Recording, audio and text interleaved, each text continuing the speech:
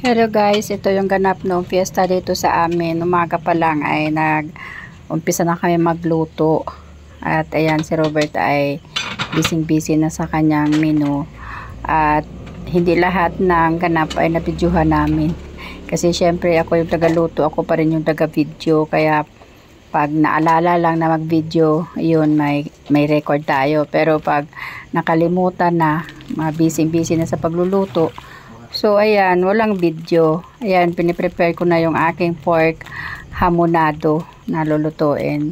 Yung kay Robert na niluluto ay yung basoy, yung tawag dito sa amin, yung pork na mayroong langka or gulay.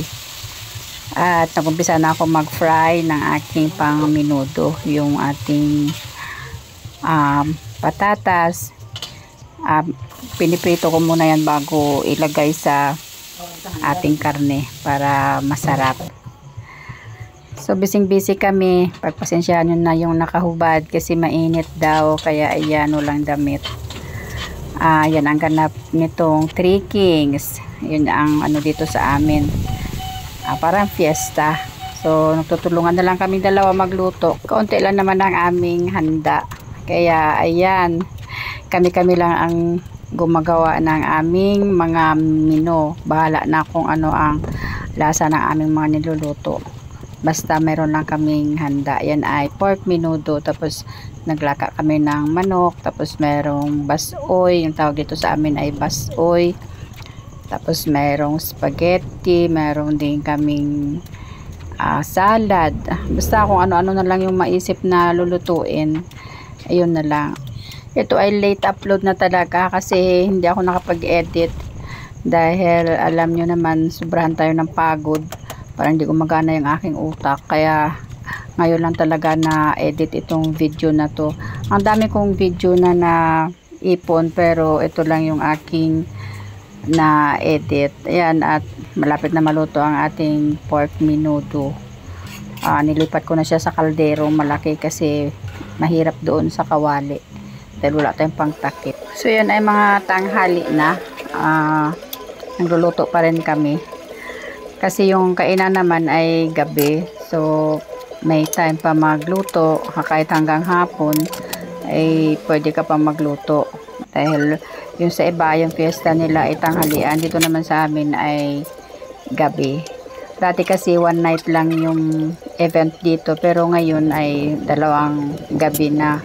Pero ang pagkain talaga ay 6 ng gabi. So ayan, luto na ang ating pork menudo. Marami siyang sarsa. At umpisahan ko na yung aking pork na hamonado. Maliit lang naman yung karne, kaya lang medyo matigas yung siguro medyo matanda na yung baboy. Kaya ayan, matagal yung paglaga ko dyan sa pork hamonado natin.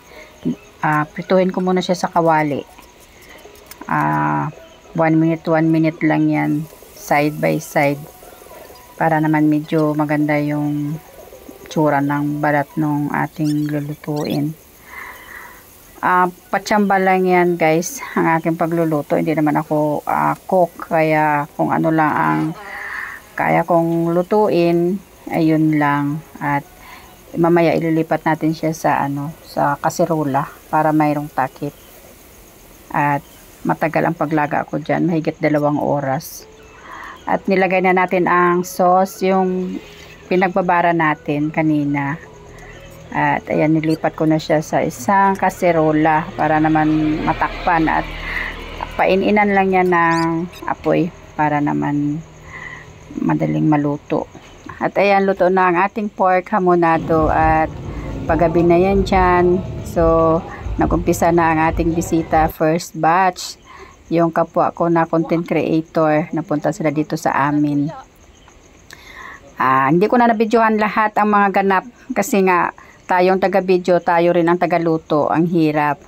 At yan, may nagpapahinga na. Tapos na silang kumain. At saka yung iba sa labas ay may nag-inuman pa. Kaya hindi kompleto ang ating video. At yan yung second batch. Hindi nila alam na nakakuha ako ng video sa kanila kahit maikli lang. Walang nakatingin. Kaya nakanakaw tayong magkuha ng video. At syempre may kainan, mayroon ding naghuhugas. Ayan na naman ang walang damit. Siya yung tagahugas ng plato. Tayo ay busy naman sa pag-asikaso ng ibang bisita. So, yun lang ang ganap dito sa amin noong fiesta. Maraming salamat. Thank you for watching, guys. Don't forget to like and share. God bless sa inyong lahat.